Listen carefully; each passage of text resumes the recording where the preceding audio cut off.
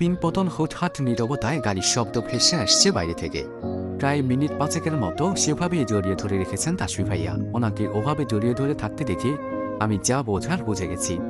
আর main দুটো যে কিসের হতে পারে সেটাও বুঝতে বাকি নেই আমার। সেভাবে কিছু সময় থাকার পর আমি একটু নড়ে ওনাকে বললাম, ভার্সিটি থেকে মেইল পাঠিয়েছে তাই না? উনি সেভাবে কিছু সময় নিয়ে বললেন। চোখ কিছুটা ভিজে উঠলেও ঠোঁটে হাসি ফুটে উঠল আমার। ওনার ইচ্ছে পূরণে যে এতটা ভালো লাগা কাজ করবে সেটা কখনো ভাবতেই পারিনি। কাছের মানুষের সামান্য খুশিতেই তো নিজের খুশির কারণ হয়ে দাঁড়ায়। আর আমি এখন জোর দিয়ে বলতে পারি এই মানুষটা আমার অতি কাছের মানুষ, একান্ত ব্যক্তিগত আমার মানুষ। শব্দহীনভাবে হেসে আস্তে করে বললাম, তো আমার নিউ স্যার এমন গুরুগম্ভীর হয়ে না থেকে এবার তো একটু হাসেন। আমার এখনো বিশ্বাস হচ্ছে না রূপু, আমি সত্যি সত্যি বিসিএসে টিকে গেছি, সেই সাথে এত তাড়াতাড়ি জয়েনিং লেটার পাবো। বিশ্বাসই হচ্ছে না। বিশ্বাস হচ্ছে না কেন? আমি তো এটাই ভেবেছিলাম আপনাকে যখন লেকচারার হিসাবে অফার করেছিল তখন থেকেই হয়তো ওনারা আপনার জন্য অপেক্ষা করছিল। আর আপনি তো নিজের জেদের কাছে কাউকে পরোয়া করেন না। নিজের জেদটুকু ধরে না রাখলে তোকেও তো আমার করে পেতাম না। আমাকে ছেড়ে দিয়ে কয়েক সেকেন্ড নিয়ে আমার দিকে তাকিয়ে কথাটা বললেন উনি। ওনার কথায় ভুল বুঝতে গেল আমার আপনা আপনি। সিরিয়াস মুহূর্তে এসব কথা এই বজ্জাত লোকটার দ্বারাই সম্ভব। কোথায় আমি ওনাকে সান্ত্বনা দেবার চেষ্টা করছি আর উনি, আমি কিছু বলতে নিলে উনি বললেন, মাঝে মাঝে নিজের জেদটাও সাফল্যের পথে নিয়ে যায়। তুইও কিন্তু আমার প্রতি নিজের জেদটা বজায় রেখে ইউনিভার্সিটিতে অ্যাডমিশন দিয়েছিস। একটু ভেবে দেখ, সেদিন আমার কথাতে প্রচণ্ড রাগ হয়, জেদ হয়, আর সেই জেদের রেশ ধরেই তুই কিন্তু আজকে ইউনিভার্সিটির স্টুডেন্ট। একেবারে চুপ হয়ে গেলাম আমি। আসলেই তো ওনার কথা পুরোটাই সত্যি। সেদিন ওনার বলা কথাগুলো আমাকে এমন এফেক্ট করেছিল যে ওনার এই নামকরা ইউনিভার্সিটিতে অ্যাডমিশন নেবার জন্য পাগল প্রায় হয়ে গেছিলাম। দিন রাত এক করে পড়েছিলাম। অন্য ভার্সিটিগুলোতে খারাপ পরীক্ষা দিয়ে এখানে ভালো পরীক্ষা দেওয়ার চেষ্টা করেছিলাম, শুধুমাত্র ওনার প্রতি নিজের ধরে রাখা জেদের কারণে। আর সে ধরে রাখা জেদের কারণেই আজ আমি ওনার ভার্সিটিকে আমার ভার্সিটি বলতে পারি। আসলে এই দিকটা কখনো ভেবে দেখা হয়নি। উনি আবারও বলে উঠলেন, আমাদের ভার্সিটির লেকচারার হওয়ার স্বপ্নটা যেমন ছিল, বিসিএস ক্যাডার হওয়ার ইচ্ছেটাও তেমনই ছিল।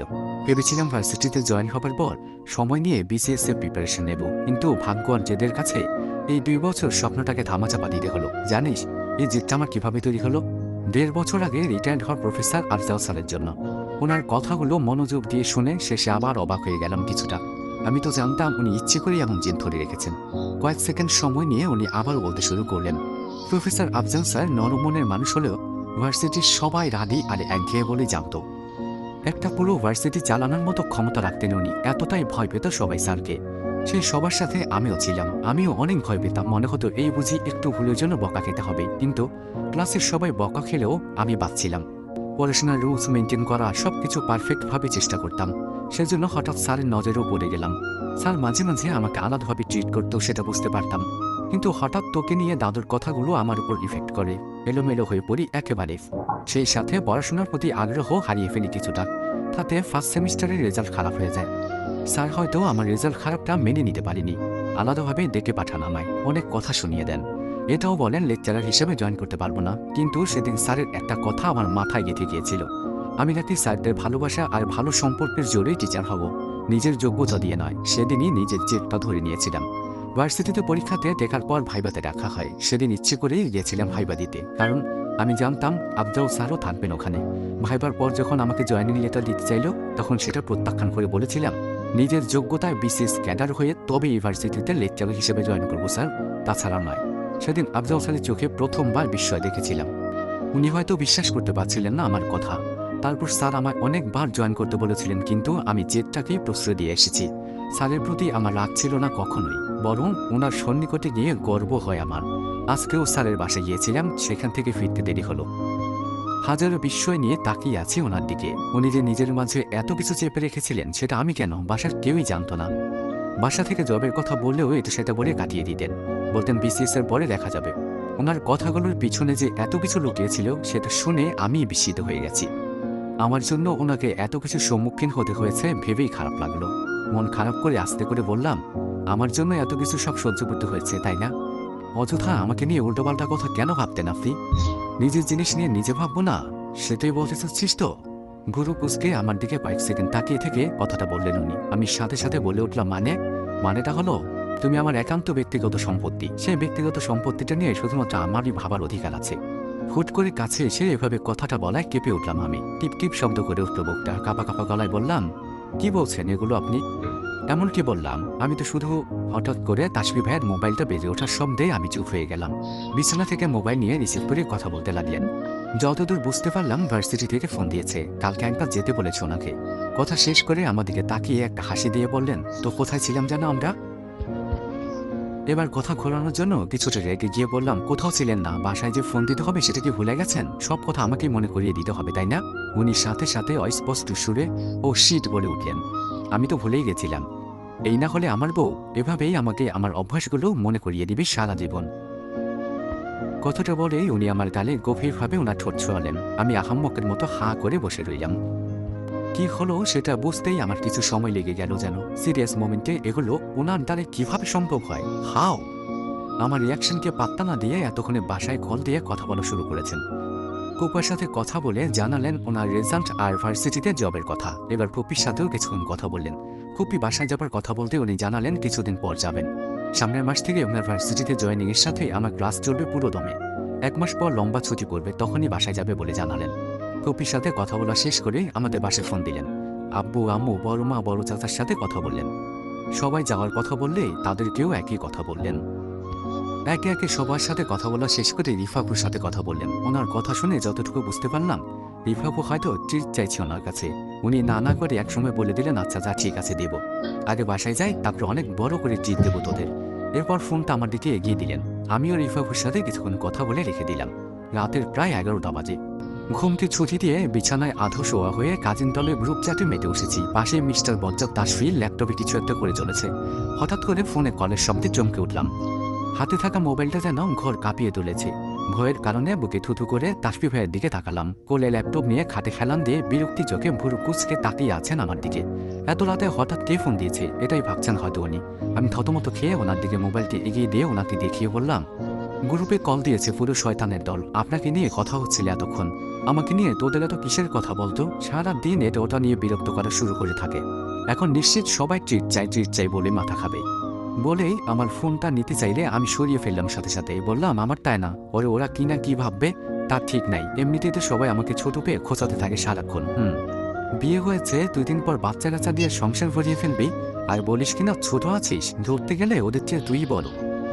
চোখ দুটো বড় বড় হয়ে গেল আমার। সব সময় এমন কথাবার্তা কি না বললেই নয়? রেগে উঠে হালকা চিৎকার করে বললাম, সারাদিন এসব কথা কি না বললেই নয় আপনার? অসভ্য বজ্জাত ছিল একটা। রাগে কটমট চোখে তাকালে উনি বেশ শব্দ করে হেসে উঠলেন। তারপর ল্যাপটপে আইডি ওপেন করে ভিডিও কল দিতেই ওনাকে দেখে এক প্রকার চিৎকার করে উঠল সবাই। এটা সেটা বলেই ট্রিট দেবার কথা বলে হামলে পড়ল সবাই। কিছুদিন পর সিজনের ছুটি পড়লে গ্রামের বাড়ি গিয়ে বড় করে ট্রিট দেবেন বলে সবাইকে জানালেন। সবাই এবার হু হু করে উঠল ওনার কথায়। তারপর শুরু হয়ে গেল আমার কাজিন দলের আড্ডাটা। প্রায় আধা ঘন্টা সময় নিয়ে তাসফি নামক এই বজ্জাত ছেলেটাকে নিয়ে চলল তাদের আড্ডাটা। তারপর হঠাৎ অনাকাঙ্ক্ষিতভাবে কথায় কথায় আমার প্রসঙ্গ উঠে আসলো। রিমিয়াপু আমার কথা বলতেই সবাই তাসফি ভাইয়ের দিকে বেশ কৌতূহল নিয়ে তাকালো। আমি সাথে সাথে মাথাটা সরিয়ে ওনার থেকে কিছুটা দূরে গিয়ে বসলাম। এতক্ষণ ল্যাপটপের স্ক্রিনে তাকিয়ে ওদের বকবকানি শুনেও ক্যামেরার সামনে যায়নি। আমাকে যেন কেউ দেখতে না পায় সেভাবেই বসেছিলাম। কারণ এই বজ্জাতের দলকে কোনো মতে বিশ্বাস নেই। আমার আর তাসফিকে এত কাছাকাছি দেখে কখন যে কি বলে উঠবে তার কোনো ঠিক নেই। আমাকে হুট করে সরে আসতে দেখে আমার দিকে তাকালেন উনি। ওনার তাকানো দেখে মনে হচ্ছে কত বড় একটা অন্যায় করে ফেলেছি। তবে ওনাকে পাত্তা দিলাম না আমি। ঘুমানোর ভান ধরে শুয়ে পড়তে নিতেই রাহাতের হাসি হাসি গলা ভেসে উঠল। তো তোমার পেতনি বউটা কই তাসফি ভাই? ইস, আফসোস হয় তোমার জন্য। শেষে কিনা এই শাকচুন্নিটাই তোমার কপালে জুটলো। মনের মতো ভাবি আনতে পারলা না। সবাই হো হো করে হেসে উঠল রাহাতের আফসোসের সুরে বলা কথাটা শুনে। আর আমি এদিকে কটমট করে উঠলাম। ওনার কোলের উপরে থাকা ল্যাপটপটা সামনে নিয়ে রাগ নিয়ে বললাম, ওই শয়তান, আমার পেছনে না লাগলে তোর পেটের ভাত হজম হয় না? তুই আমার কই থেকে আসলি? আমরা তো ভাবি কথা বলেছি, তোর এত গায়ে লাগছে কেন? তাসফি ভাই, এই শাকচুন্নি তোমার বাসায় কি করে? শালা হারামি, তোকে যদি কাছে পেতাম না একেবারে গলা টিপে মেরে ফেলতাম। উফ রাহাত ভাইয়া, তুমি থামো তো, আমাকে বলতে দাও। এই স্যাম্বি, তাসফি ভাইকে দেখে তো 10 হাত দূরে পালাতি। এখন তো দেখি ভাইয়াকে পেয়ে আমাদের ভুলে গেছিস। রাহাতকে চুপ করিয়ে দিয়ে ফুফাতো বোন রিমি কথাটা বলল। রিমির কথায় সবাই আবার হাসতে লাগলো। এর মাঝে রাহাতের ডাক শুনে তাসফি ভাইয়া আমার কাছে এসে পাশে ঘেঁষে বসেও গেছেন। তাদের হাসিটা বজায় রেখেই ফুফাতো ভাই শাহির ভাইয়া বলল, এই থাম, তোরা থাম। আমার বোনটাকে তোরা বেলুন ফোলা পোলাচ্ছিস কেন বলতো? দেখছিস না ও বহুত ফুলে গেছে, যে কোনো সময় বিস্ফোরণ হতে পারে। মাঝরাতে আমাকে নিয়ে কি শুরু করলা তোমরা? তোমাদের সব কয়টাকে আমি দেখে নেব। এবার রাগটাকে কন্ট্রোল করতে না পেরে খানিকটা চিৎকার করেই বলতে লাগলাম, তবুও তাদের অসহ্যকর হাসিটা শেষ হচ্ছে না কারো মুখ থেকেই। এত কথার মাঝেও তাসফি ভাইয়া চুপচাপ শুনছে আর ঠোঁট চেপে চেপে হাসছে। আমার কথাটা শেষ হবার আগেই রিমি আপু সবাইকে চুপ করিয়ে দিতে বলে উঠল, উফ থাম সবাই, ওর পেছনে এত লাগিস কেন সবাই? তাসফি ভাই তুমিও চুপ করে বসে আছো, ধমক দিতে পারছো না সব বজ্জাতগুলোকে? এবার মুখ খুললেন তাসফি মহাশয়, বেশ নাটকীয় ভঙ্গিতে বলে উঠলেন, এই তো বলছি, এই তোরা আমার বউটাকে কি বোন পেয়েছিস নাকি? ভাবি হয় তোদের ভাবি। আবার এক দফা হাসির রোল পড়ে গেল। আমি কটমট চোখে তাকালাম ওনার দিকে। অভিনয় করে কথা বলতে দেখে সকলের প্রতি সমস্ত রাগটা গিয়ে পড়ল ওনার উপর। নাটক করছেন কেন আপনি তো? আয় হায় কি ভালোবাসা! আমার কথার মাঝেই রিফা বলে উঠল। সবাই চুপ হয়ে গেল, মিটমিট করে হাসতে লাগলো। রিফাবু আবার বলল, তাসফি ভাই তুমি খুব বেইমানি করলে। বউকে পেয়ে এই নিষ্পাপ নিষ্পাপ ভাই বোনদের কি করে ভুলে যেতে পারলে তুমি বলো তো? আগে তো খুব মনে পড়তো তার খবর নেওয়ার জন্য, আর এখন? তাসফি ভাই তুমি? কথা বলা বন্ধ হয়ে গেল রিফাপুর। সেই সাথে চুপ হয়ে গেল সবাই। রিফাপুর কথা বলার মাঝেই ভেসে আসছিল একটাই কথা, আজ তো দেখে খুব খুশি। সাথে সাথেই আমি আহ করে একটা চিৎকার দিয়ে উঠলাম। হঠাৎ এমন ঘটনার জন্য কেউ প্রস্তুত ছিল না। হঠাৎ করে এসে শাকির ভাইয়া যে রিমি আপুকে চুমু দেবে সেটা অপরিকল্পিত ছিল সবার কাছে। আমি লজ্জায় চিৎকার করে উঠে দ্রুত ল্যাপটপটা সরিয়ে দিয়ে উঠতে লাগলাম। তাড়াহুড়ায় সরে আসতে নিলে খেয়াল করলাম না যে খাটের কোনায় বসেছিলাম এতক্ষণ। হুট করে উঠতে গিয়ে কিছুর সাথে পা লেগে পড়তে লাগলাম। ঠিক তখনই সাথে সাথেই দু হাতে আটকে জড়িয়ে ধরলেন তাসফি ভাইয়া। ধমকে উঠে বললেন, ইডিয়েট, এত লাফালাফি কত লাগে কেন? ভয়ে আমার হাড় যায় যায় অবস্থা। ফুলুরে পড়ে গেলে নিশ্চিত মাথাটা ফাটতো। হঠাৎ এমন হওয়াতে ভয় পেয়ে আমিও শক্ত করে জড়িয়ে ধরেছি ওনাকে। রাহাত ভাইরে আমার, এবার আমারও বিয়ে করতে হবে, তুইও করে ফেল, রিমা রিফা তোরাও কর। চারদিকে রোমান্স আর রোমান্স। প্রায় আধা মিনিট পর শাকিল ভাইয়ার গলা শুনে চমকে উঠলাম। রিমিয়াপুর জন্য শেষমেশ আমাকেও লজ্জায় পড়তে হলো এদের সামনে। আমি সরে আসতে চাইলেও আমাকে আটকে রাখলেন তাসফি। আমি লজ্জায় অস্বস্তিতে তাকাতে পারলাম না ল্যাপটপের দিকে। উনি হালকা চিৎকার করে বললেন, ফাজিলগুলো যান ঘুমিয়ে পড়।